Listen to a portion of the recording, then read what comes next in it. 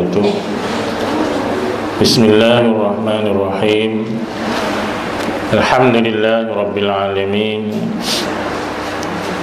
Wassalatu wassalamu ala habibina al-mustafa sayyidil mursalin wa ala alihi wa sahbihi wa man tabi'ahum bi ihsanin ila yaumiddin.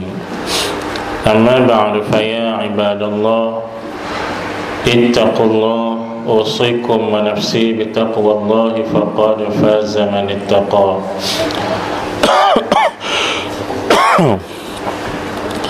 Yang berbahagia Dr. Mazlan, isteri dan keluarga, mak puan selaku tuan rumah, tuan-tuan guru, para ustaz dan ustazah, tuan-tuan haji dan hajjah, sedang hadirin hadirat yang dirahmati oleh Allah Subhanahu wa taala. Bersyukur kita kepada Allah Subhanahu wa taala di atas nikmat-nikmat yang Allah Subhanahu wa taala anugerahkan kepada kita.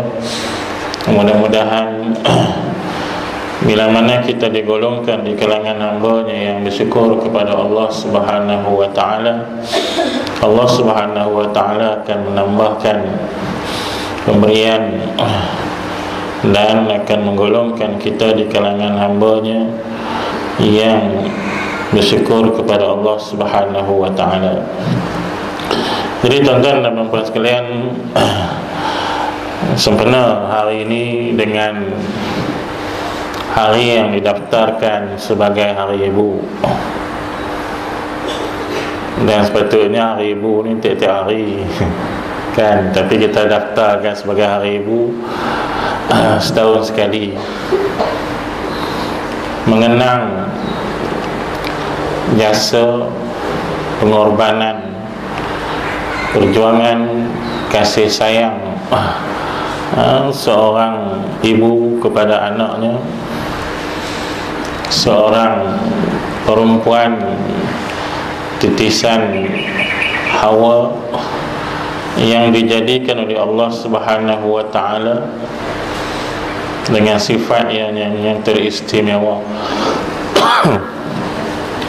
Dengan sifat kasih sayang inilah dia telah membesarkan anak-anaknya menjadi dewasa, dan dia bangga dengan anaknya, dan dia redha dengan ketentuan Allah Subhanahu wa taala terhadap anaknya. Lahirlah macam mana pun dia terima. Satu sifat yang mulia daripada seorang ibu yang Allah Ta'ala jadikan. Jadi tuan-tuan dan puan-puan, memang Allah Subhanahu wa ta'ala telah menyatakan dengan jelas di dalam Al-Quranul Karim tentang bagaimana kita hendaklah menghormati dan mengingati jasa mereka. Mereka mengandungkan kita wahnan ala wahnin, susah payah, wa fisaluhu amain. Lepas tu susukan pula anak kadang-kadang sampai 2 tahun.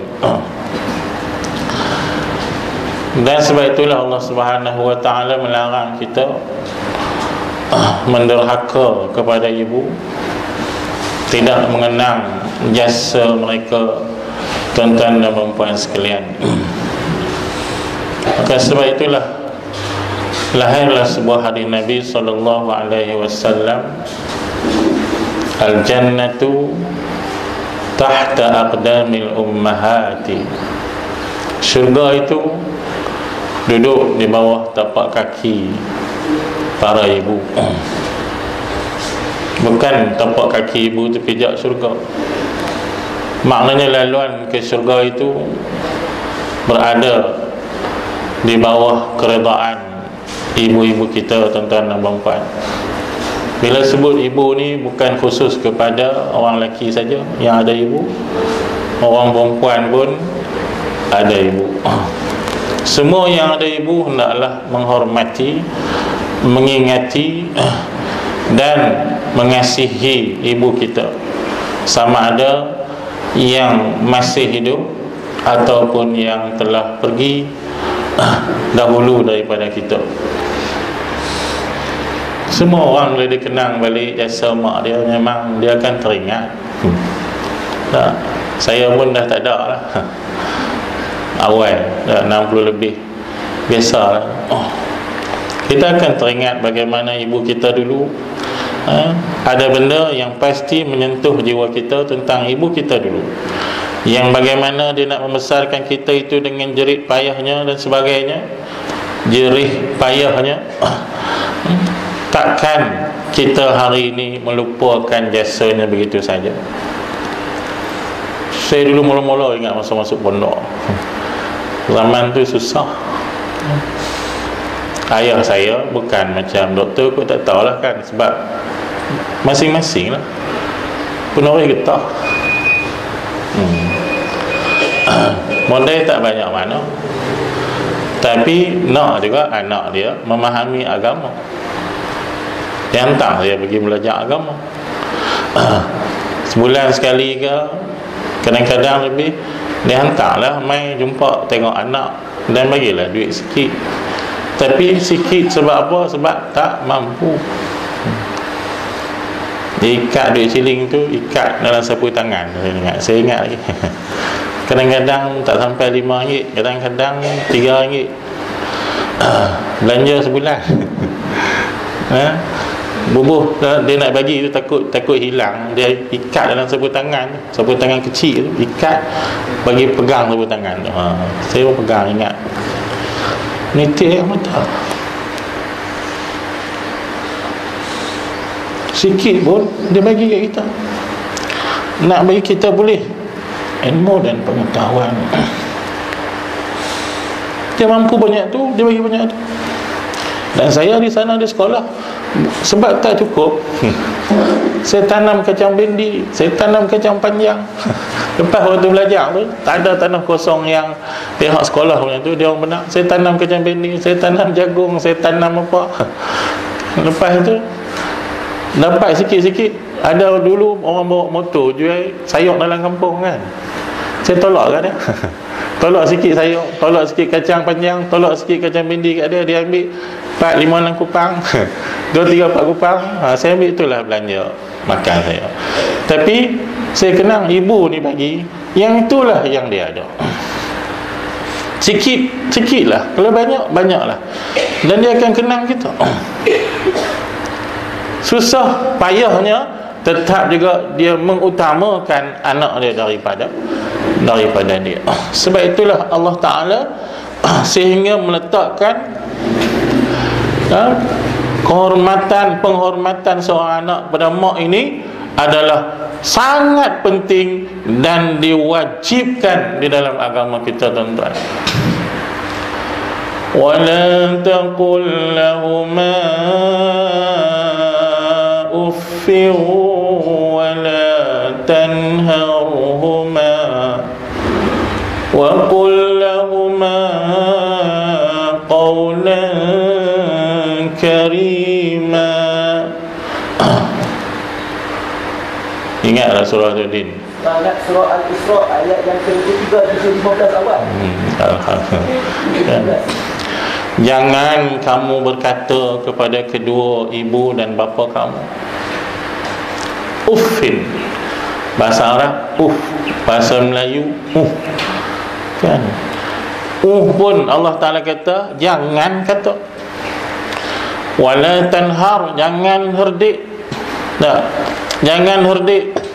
Wa qul lahum, dan katakanlah bagi mereka itu, bercakaplah dengan mereka itu qaulan karima, kata-kata yang karim, yang mulia, yang elok-elok, yang baik-baik. Kerana apa? Kerana Allah Ta'ala telah meletakkan martabat mereka itu ke satu tempat yang tinggi.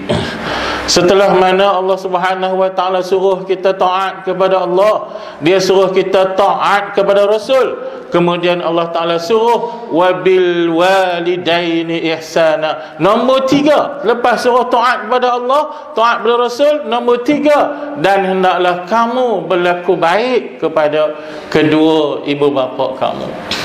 Ya, ada orang masih hidup, maka raikanlah mereka, kan, kasihilah mereka, sayangilah mereka. Kadang-kadang ibu duduk rumah berasingan, kadang-kadang duduk sekali. Yang duduk sekali ni problem sikit,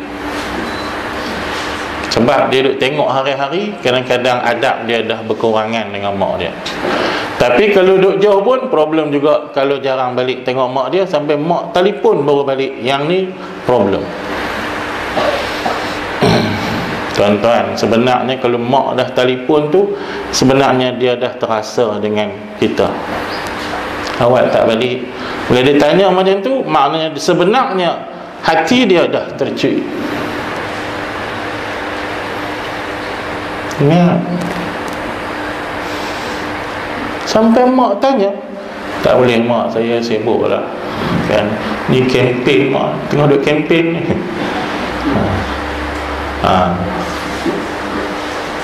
Sebab tu amalan tak naik gini. Tapi kalau naik boleh menang bah, saya ingat.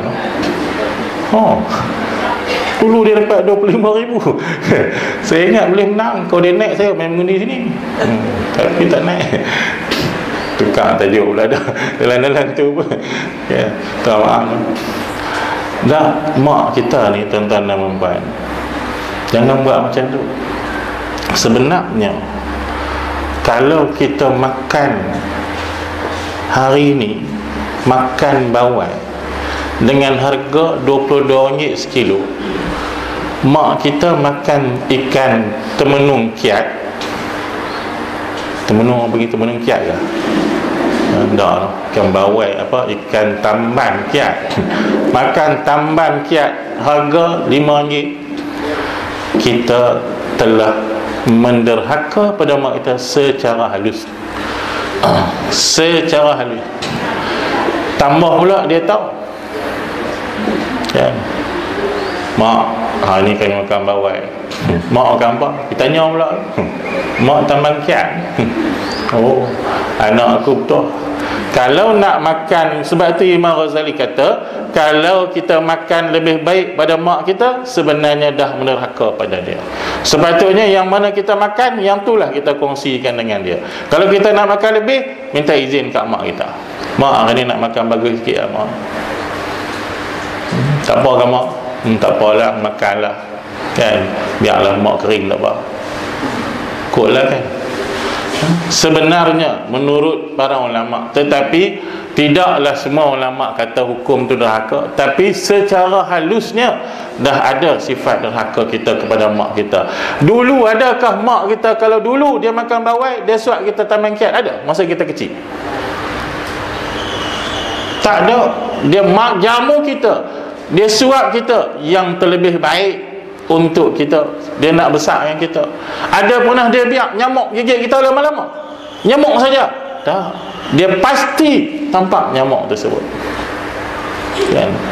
Maka sebab itulah Islam meletakkan kedudukan ibu kita di satu tempat yang tinggi. Tolonglah kenang mereka waktu mereka masih hidup dan setelah mereka pergi. Ada yang tak ada dah. Nak buat macam mana ustaz? Nak cerita lama ustaz. Memang teringat juga. Saya buat kat mak saya macam-macam kadang-kadang ustaz. Nak buat macam mana? Masih lagi ada kesempatan tumpang kita hidup. Berbaktilah kepada mereka waktu mereka hidup ataupun mereka dah mati. Nabi SAW sebut dalam hadis, "Idza mata ibnu Adam inqata'a 'amaluhu illa min thalathin." Sadaqatin jariyatin aw 'ilmin yuntafa'u bih aw waladin salihin yad'u lahu. Bila mati anak Adam, kata Nabi SAW, terputuslah amalannya melainkan 3 perkara. Pertama, sedekah jariah. sedekah yang mengalir.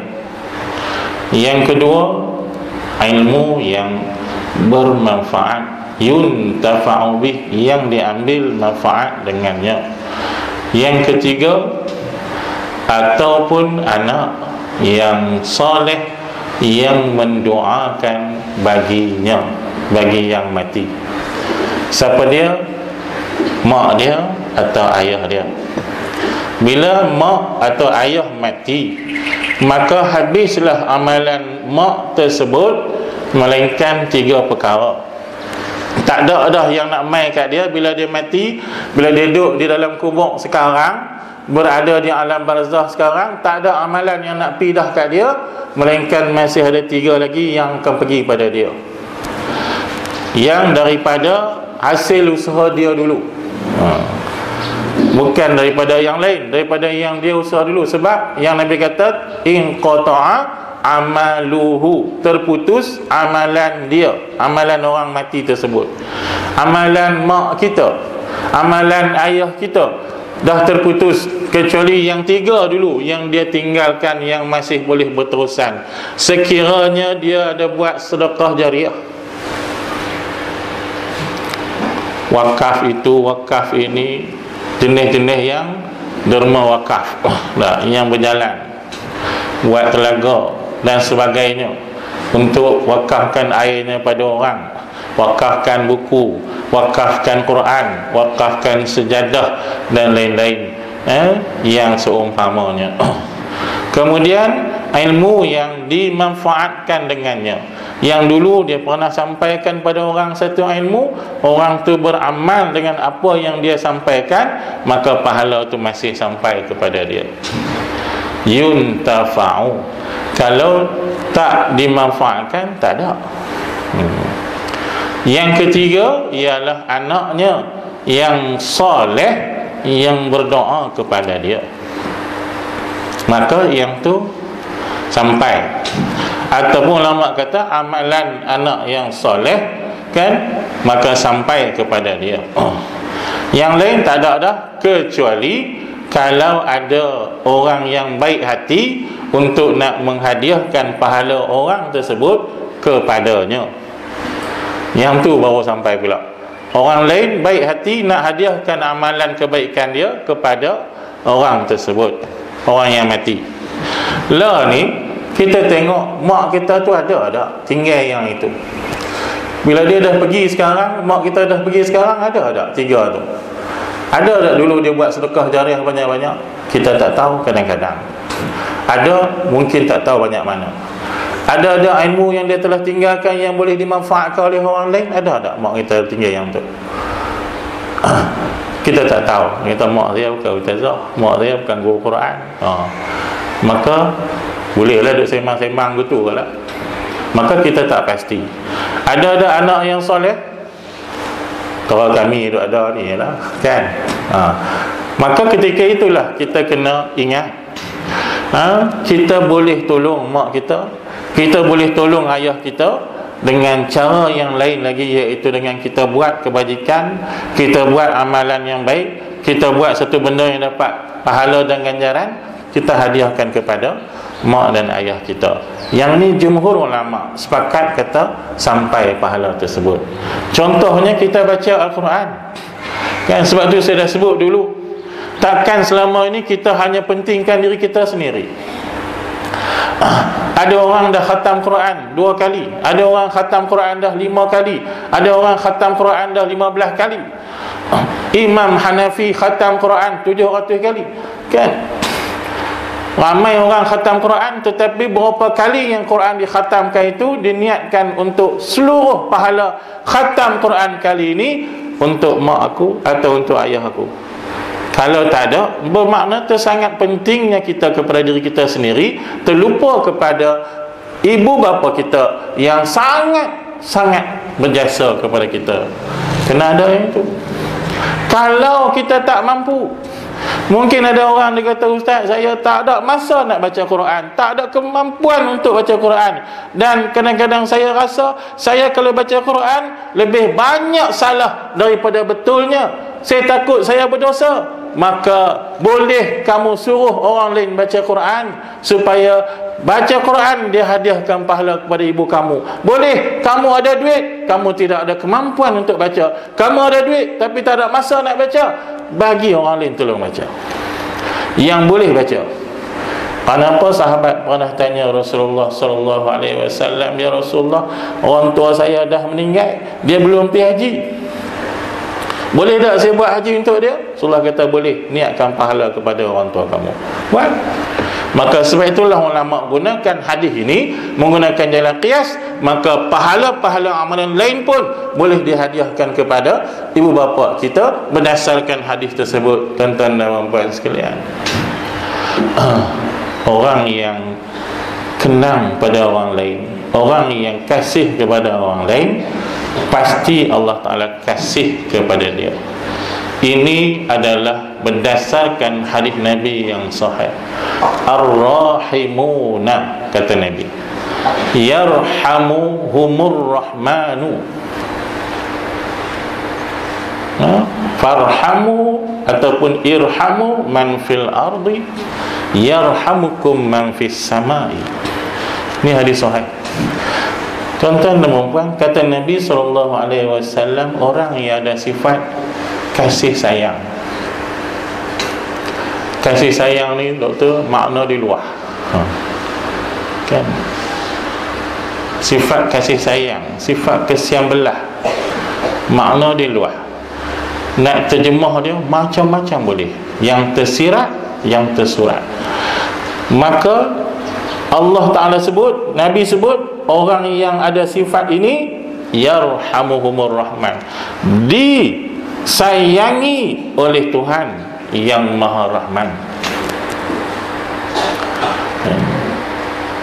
Irhamu man fil ard, hendaklah kamu ada sifat kesian belah, kasih sayang pada orang di atas muka bumi, pasti kamu akan dikasihi, dikesian belah oleh orang di langit, yakni Allah dan para malaikat. Kalau ke orang pun Allah suruh ada sifat kasih sayang dan kesian belah, kat mak pak macam mana? Yang ni kita kata, kalau kat orang pun dah Nabi suruh, maka terlebih aulalah ibu dan bapa kita, terlebih aula. Awak kita dah dapat mesej ke daripada mereka? Tak ada ni. Kata mak pak kita tu selamat elok. Dapat mesej? Tak dapat. Dapat WhatsApp? Tak dapat. WhatsApp apa nak ada dalam tu, kan? Bila tak dapat, kita tahukah dia sekarang dalam keadaan bahagia? Tak tahu. Kalau tak tahu, kalau kita tolong salah ke tak? Bagus. Kalau kita tahu confirm dia dah bagus, tak apa. Mimpi tak mak bapak kita? Kadang-kadang tak mimpi, kadang-kadang mimpi, kan? Kalau kita minta, kadang-kadang Tuhan bagi juga. Tengok, kadang-kadang ada juga isyarat tu daripada mimpi yang Tuhan bagi kat kita. Mak bapak kita main, tengok yang muka dia tak apa nak donate ke apa ke, isyarat kot. Tak, buatlah sesuatu dan tolonglah ibu dan ayah kita di sana. Kita tak tahu.